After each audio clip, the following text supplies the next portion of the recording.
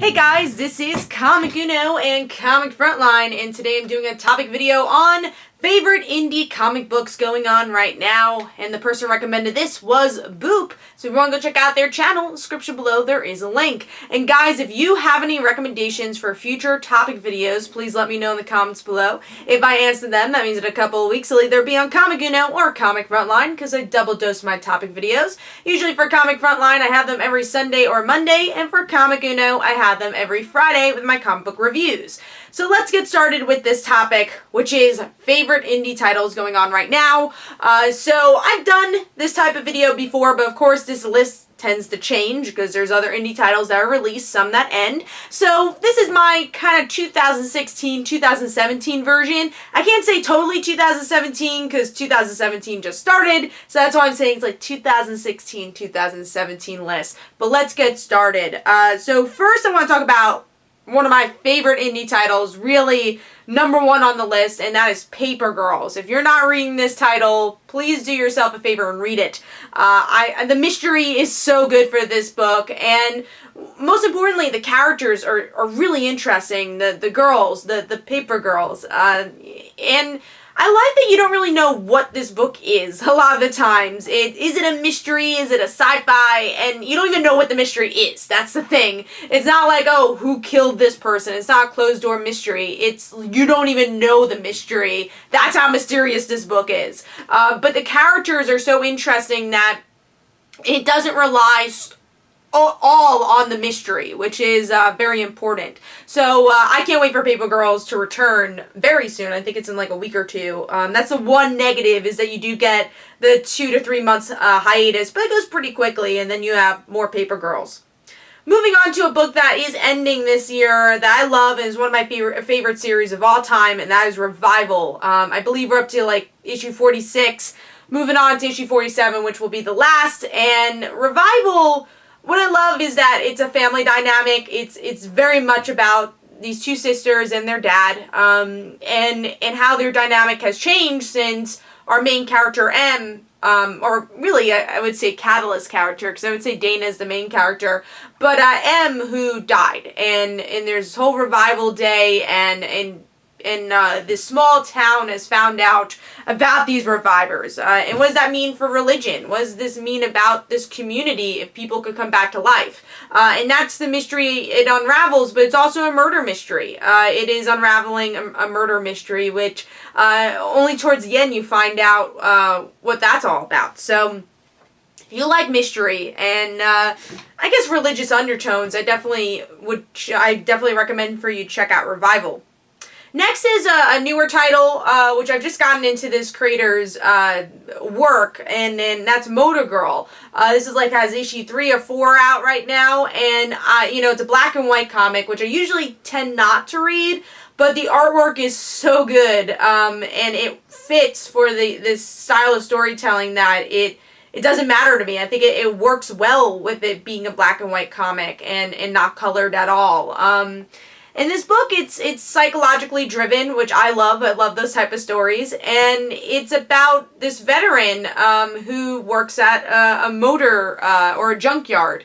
And she's untrustworthy narrator because you don't know what's really true. Does she have a monkey as a best friend or a gorilla as a best friend? Do aliens exist? And that's what this whole story is about. But I think it's very much about mentally healing this character. So I'm very excited to see the journey that this character will go on as the series continues. Now moving on to a book I feel is very under the radar even for an indie title, and that's Joyride from Boom Studios. I really enjoyed this book. It's not top 5 book usually, but it's always like kind of almost makes my top 5. It's a cool ensemble book with all these different characters with differing personalities, and they are escaping Earth. They want to travel the world, kind of having that Star Trek feel, but they are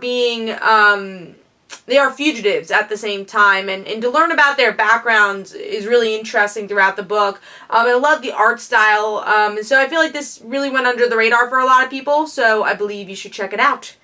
So next is a franchise book. So technically it's an indie book because it's Not the big two, it's not Marvel or DC, but still a franchise, and that's Power Rangers. And honestly, a big recommendation for the miniseries Power Rangers Pink. If you enjoy Power Rangers, I think this gives another layer to the franchise and a little bit more character depth than the TV show did. And then, of course, I gotta recommend the Archie titles, the Wadeverse titles. Archie, Jughead, and Reggie and Me. Josie and the Pussycats I read. I don't know if I could totally recommend yet, but those three I do. Jughead, especially with the new creative team. And with Archie, it's a book I look forward to every month. I love it. It really rejuvenated these characters that we know and love in making it modern. So I 100% recommend Archie. And then Reggie and Me with Tom DeFalco is such a pleasant surprise. If you like kind of redeeming villains, that's what Reggie and Me is about, is understanding the villain.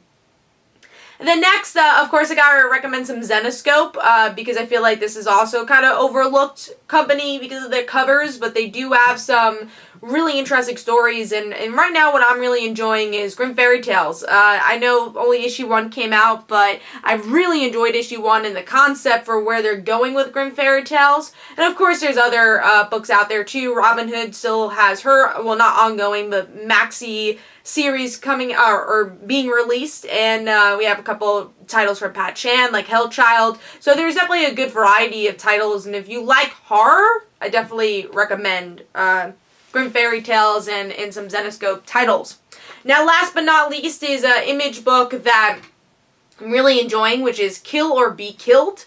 This ends up on my top 5 a lot, and it's mostly because of the dialogue. I love how it's very much getting into this character's head, learning his philosophy and how he views the world. Sometimes, plot-wise, it doesn't even progress, but it's just, you're so interested in this character's narrative. You're interested on how he sees the world. So the dialogue is just so strong for this book. The inner monologue is very strong, and the artwork, it's a good book, and if you want an anti-hero, read this book. Totally recommend it. So those are my recommendations for indie titles going on right now. I mean, I read a lot more, but these are some I'm really enjoying, and I hope that you guys will go check out. So this is Comic Comic Frontline. Don't forget to follow me on Twitter. Don't forget to like my Facebook page. Also, description below, there are links for my comic book, Like Father, Like Daughter. And don't forget to like the Facebook page of Like Father, Like Daughter. And I'll see you guys later.